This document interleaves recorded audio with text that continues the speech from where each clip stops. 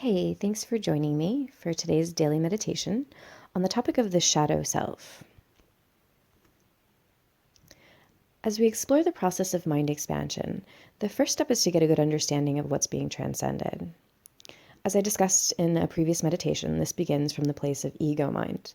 So, what does your ego mind look like? Examining the unique characteristics, the subjective strengths and weaknesses of your inner forces, your personal archetypes like your king, your magician, lover, trickster, etc. Examining them can give you a good picture of your ego, its desires, challenges, and motivations. But also helpful are personality assessments like Myers-Briggs, a tool developed by Carl Jung.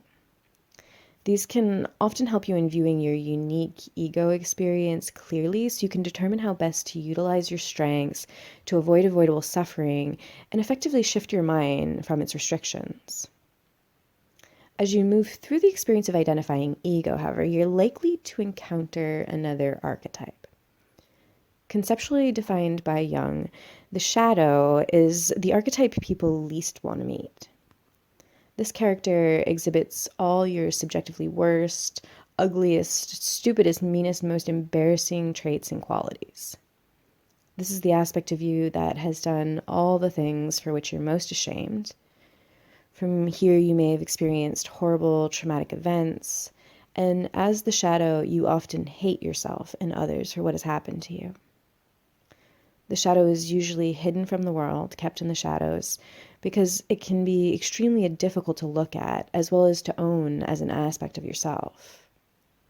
Honestly, doing this, however, is an extremely important part of the process for healing and moving on, as well as for mind expansion.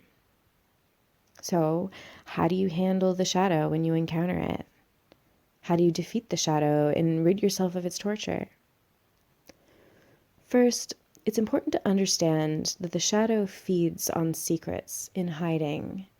It thrives in the darkness.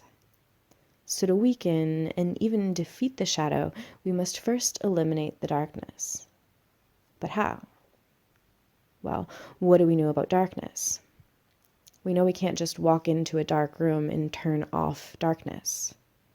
The only option to remove darkness is to turn on a light.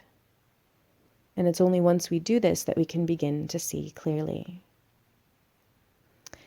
As you align with the courage to shed light upon your shadow, you'll likely find it's not as terrible as you previously feared.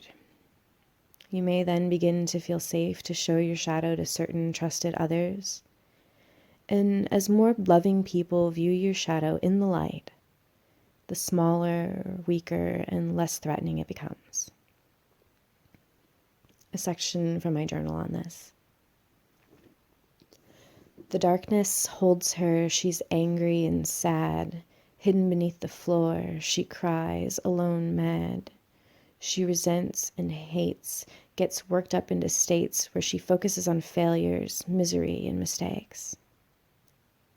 Waves of light flow, tears shimmer and glow, many eyes, shifting lens, anger to fear, sadness to love, and a beautiful child no longer alone. How about you? Have you ever encountered your shadow? Have you explored shadow work? If so, what were your experiences? Please share in the comments. And thanks for joining me.